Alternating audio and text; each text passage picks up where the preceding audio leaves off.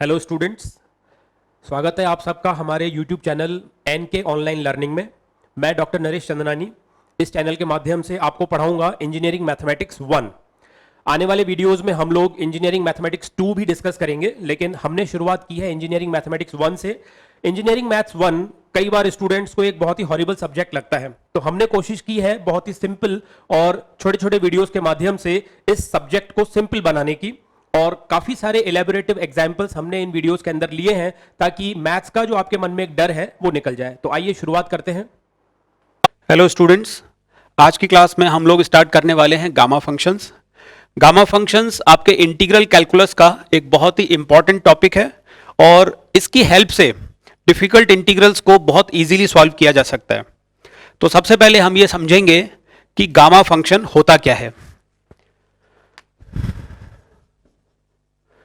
For n greater than 0, the definite integral 0 to infinity e raised to the power minus x to the power n minus 1 dx, this integral is called the gamma function and it is denoted by the symbol gamma n। ठीक है, 0 to infinity e raised to the power minus x to the power n minus 1 dx, ये जो integral है इसे gamma n कहा जाता है। ये इसका लिखने का तरीका है। ये जो सिंबल आप देख रहे हैं ये गामा कहलाता है।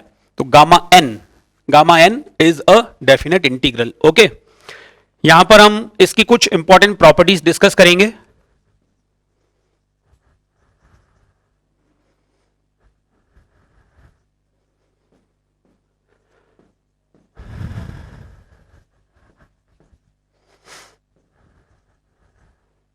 Properties of gamma functions. सबसे पहली प्रॉपर्टी है गामा 1 इक्वल टू 1। गामा 1 की वैल्यू 1 के इक्वल होती है। प्रूफ देखते हैं इसका। ये बहुत ही एक सिंपल सा इंटीग्रल है।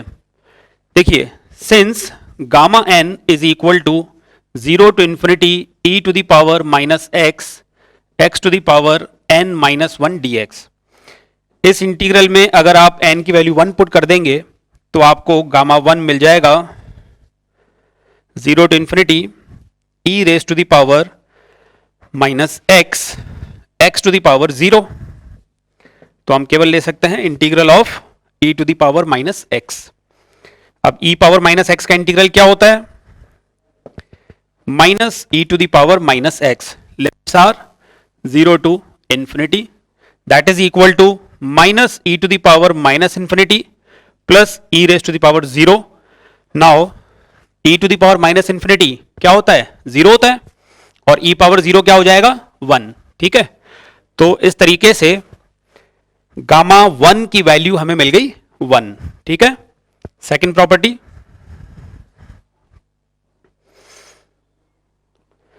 Gamma n plus 1 is equal to n gamma n। Gamma n plus 1 equal to n gamma n। इसे प्रूव करते हैं।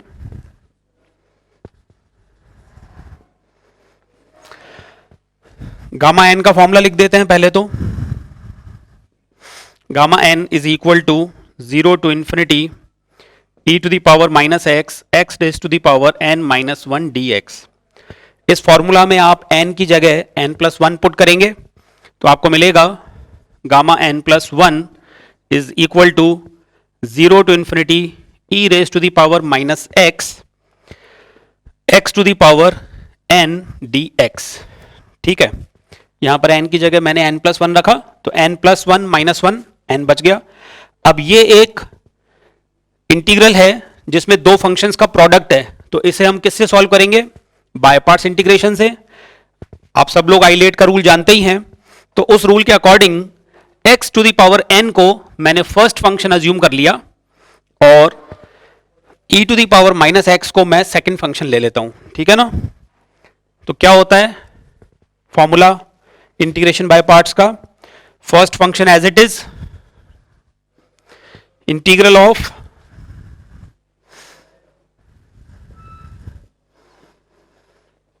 Second function minus derivative of first function n x to the power n minus 1, integral of second, so e to the power minus x का integral आप लिखेंगे e to the power minus x, एक minus बाहर आ जाएगा, 0 to infinity dx।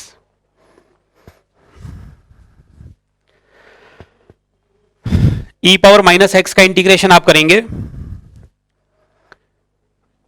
अच्छा, इसमें जब आप इंटीग्रल कर रहे होंगे तो इसे आप डायरेक्ट यहां लिमिट ना रख के लिमिट को बाहर रखेंगे और इस इंटीग्रल को सॉल्व करने पर आपको वैल्यू 0 मिलेगी। ये कैसे 0 आता है इसको हम थोड़ा अलग से करके समझ लेते हैं। प्लस n कांस्टेंट है, n बाहर आ जाएगा, 0 to infinity x to the power n minus 1 e to the power minus x dx, that is equal to n। अब देखिए ये गामा n का फॉर्मूला क्या है, gamma n is equal to 0 to infinity e power minus x x power n minus 1 dx, ये वही term है, तो ये गामा n के इक्वल हो जाएगा। इस तरीके से हमारे पास आया gamma n plus 1 is equal to n gamma n। This implies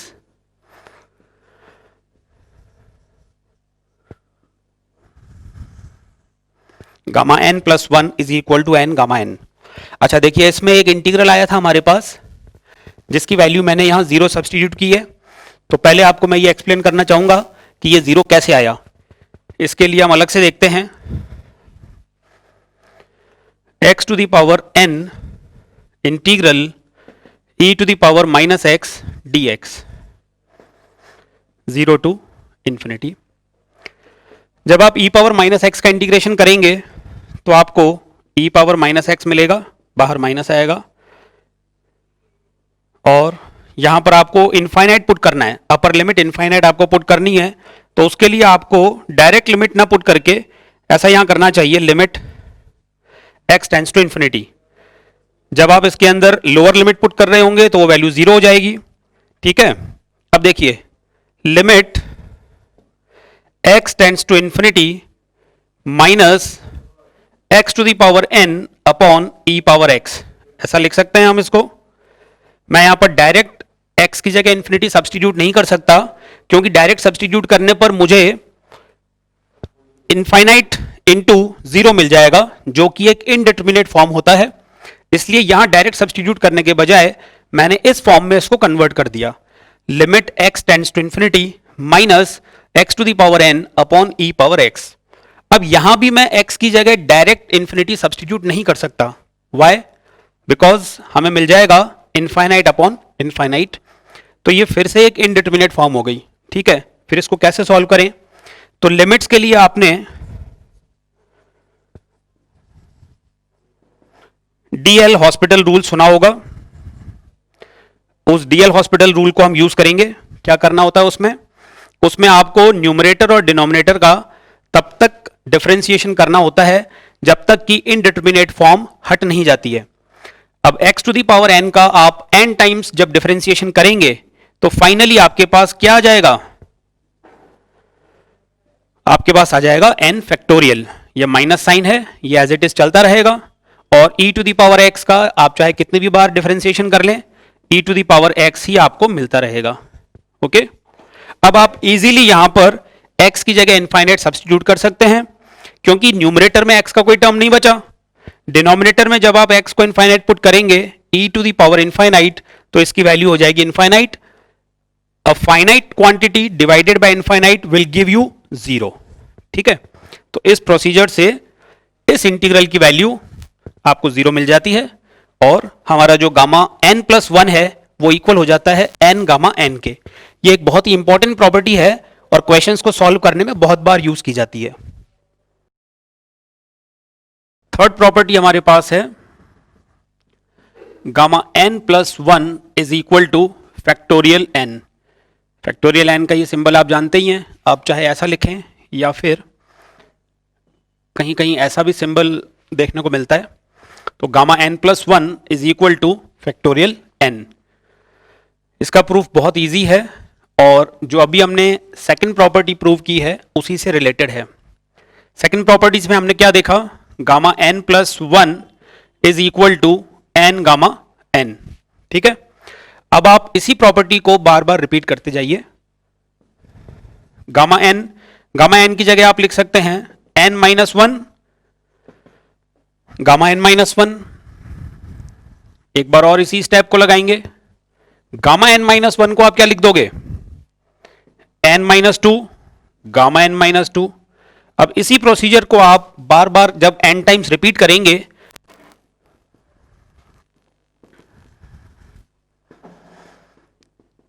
तो आगे चलकर आपको मिलेगा 3 2 1 गामा 1, और गामा 1 की वैल्यू हम जानते हैं 1 के इक्वल होती है, अभी अभी हमने प्रूव किया है।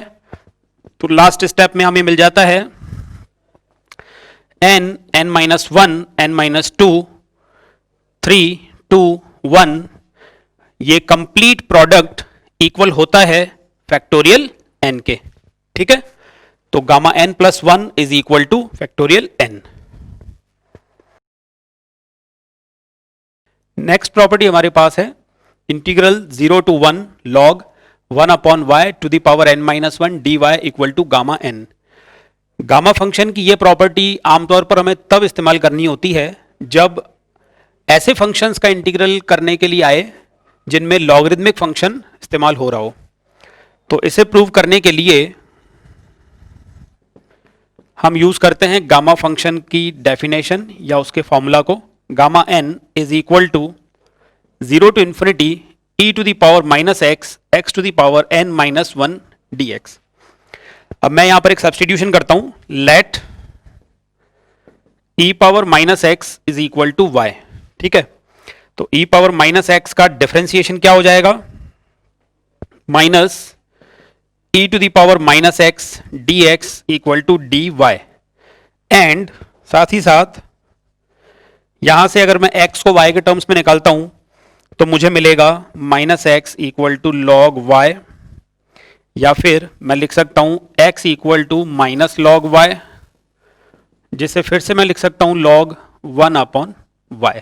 ओके, अब एक ये रिजल्ट है और एक ये रिजल्ट है, इन दोनों को मैं इस इंटीग्रल में सब्स्टिट्यूट करता हूं।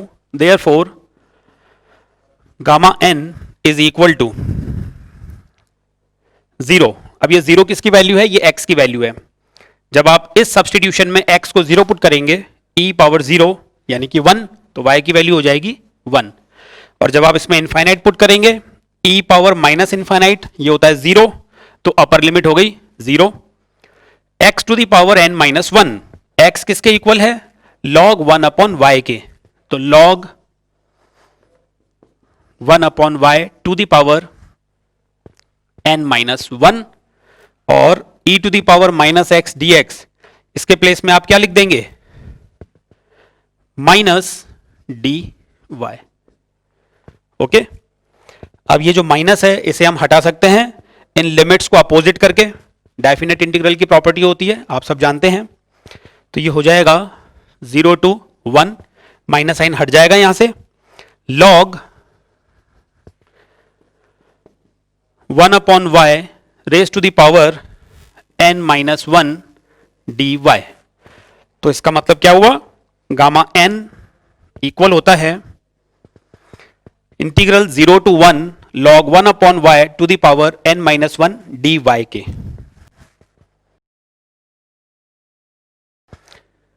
अब हम डिस्कस करने जा रहे हैं एक बहुत ही important result.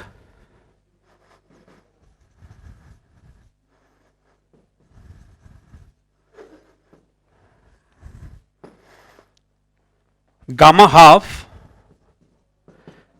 Is equal to square root of pi. Gamma half is equal to square root of pi, ये एक बहुत ही इंपॉर्टेंट रिजल्ट है, गामा फंक्शंस से रिलेटेड कैलकुलेशंस में बहुत ज्यादा काम में आता है। तो सबसे पहले तो हम ये जानते हैं, we know that gamma n is equal to 0 to infinity e to the power minus t into t raise to the power n minus 1 dt। यही फॉर्मूला मैंने यूज किया है केवल मैंने वेरिएबल का नाम चेंज करके x की जगह पर t कर दिया है। इसका रीजन आपको अभी थोड़ी देर में समझ में आ जाएगा। इससे वैसे कोई भी डिफरेंस नहीं आता, वेरिएबल का नाम आप कुछ भी ले सकते हैं डेफिनेट इंटीग्रल में, ये बात आप जानते ही हैं। तो gamma n is equal to 0 to infinite e power minus t into t power n minus 1 dt। This is number 1। अब हम किसकी वैल्यू निकालना चाहते हैं? गामा हाफ की। तो n की जगह हम रख देते हैं गामा हाफ, पुटिंग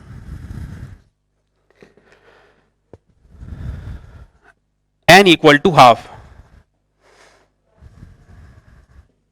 हमें मिल जाएगा gamma half is equal to 0 to infinity e to the power minus t into t power minus half dt। अब यहां पर मैं एक छोटा सा सब्स्टिट्यूशन यूज करता हूं, put t is equal to x square, therefore dt is equal to 2x dx। अगर मैं इसे नंबर 2 दे दूं तो equation 2 becomes gamma half is equal to x की वैल्यू 0 पुट करेंगे तो t भी 0 हो जाएगा, x की वैल्यू इनफाइनाइट पुट करेंगे तो t भी इनफाइनाइट हो जाएगा, e raise to the power minus x square into t power minus half है ना, तो t की जगह क्या करोगे?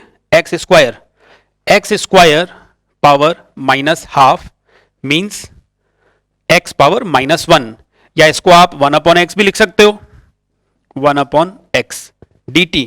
dt की जगह हम लिखेंगे 2x dx। x से x कैंसिल हो जाएगा और मेरे पास बचेगा 2 0 to infinity e to the power minus y square, e to the power minus x square dx। This is equation number 3। And similarly जैसे आपके पास इक्वेशन 3 आई है, बिल्कुल उसी तरीके से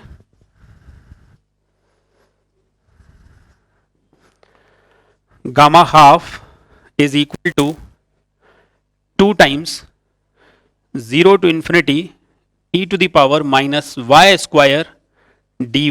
इक्वेशन 4 आप ला सकते हैं। 3rd और 4th को मल्टीप्लाई करेंगे,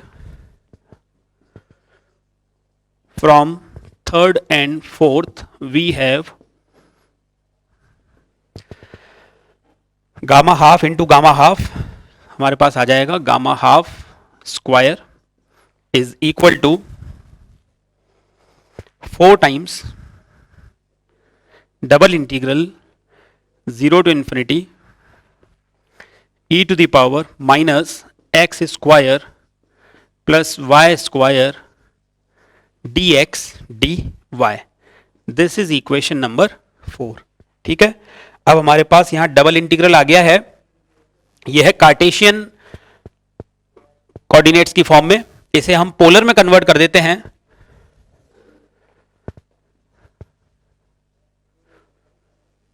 चेंजिंग इनटू पोलर कोऑर्डिनेट्स। हमें मिल जाएगा gamma half square is equal to 4 times e to the power, अब पोलर कोऑर्डिनेट्स में आप जानते हैं x is equal to r cos theta और y equal to r sine theta होता है। तो x square plus y square की जगह पर आप क्या पुट कर सकते हो? R square e to the power minus r square dx dy की जगह हम लिख सकते हैं r dr d थीटा। अंदर वाली लिमिट्स हम r के लिए यूज करेंगे जो कि हो जाएंगी 0 टू इंफिनिटी, और बाहर वाली लिमिट्स हम थीटा के लिए यूज करेंगे तो हमें मिल जाएगा 0 to pi by 2। Cartesian to polar coordinates में ये हमने किस तरीके से चेंज किया है, इसे अभी हम ज्यादा डिटेल में डिस्कस नहीं करेंगे।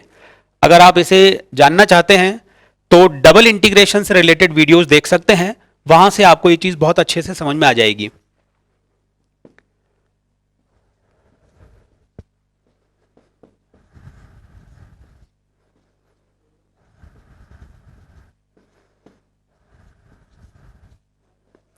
ठीक है, पहले हम इसे r के लिए सॉल्व करेंगे। तो r स्क्वायर को हम पुट कर देते हैं, r स्क्वायर को फिर से मैं सब्स्टिट्यूट कर देता हूं u, मुझे मिल जाएगा e to the power minus u। अगर r स्क्वायर को u सब्स्टिट्यूट करेंगे तो 2r dr की जगह पर हम लिख सकते हैं du। ओके, ये इंटीग्रल आपका हो जाएगा 0 to infinity e power minus u du, d theta बाहर रहेगा। 4 था यहां पर, 4 में से 2 हमें अंदर यूज हो चुका है 2r dr लिखते टाइम, और 2 यहां रह जाएगा हमारे पास। तो उसके बाद नेक्स्ट स्टेप में हम लिख सकते हैं 2 0 टू पाई बाय 2। इस इंटीग्रल को सॉल्व करेंगे, e power minus u that is minus e power minus u 0 to infinity d theta 2 0 to pi by 2, minus sine मैंने बाहर ले लिया, e power minus u limits put करेंगे, e to the power minus infinity minus e power 0 d theta, e power minus infinity 0 होता है, e power 0 1, तो finally हमारे पास रह गया plus 2 0 to pi d theta. और लास्ट स्टेप में d थीटा का इंटीग्रल क्या होता है, थीटा, थीटा की लिमिट्स 0 टू पाई, 2 रहेगा बाहर, अल्टीमेटली आपके पास आ जाएगा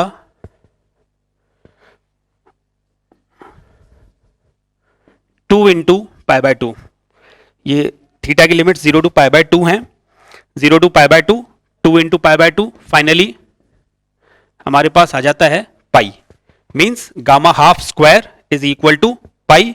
this means gamma half is equal to square root of pi.